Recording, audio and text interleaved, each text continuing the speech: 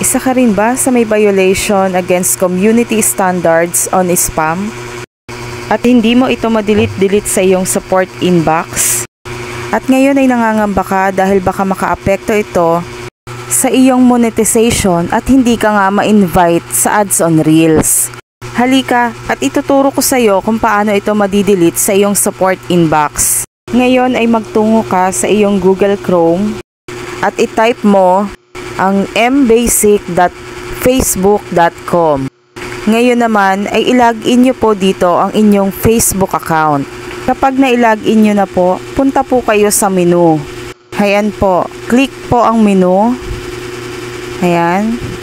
Then i-click nyo po ang tulong. Hanapin nyo po ang inbox ng suporta. Then click.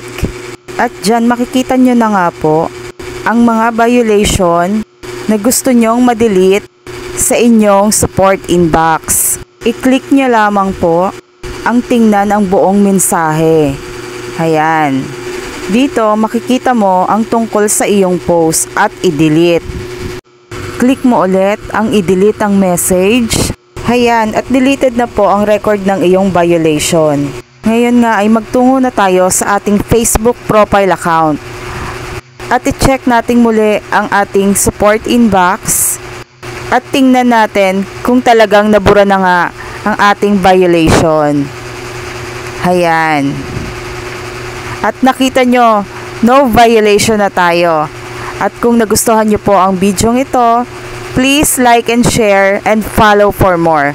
Maraming salamat po.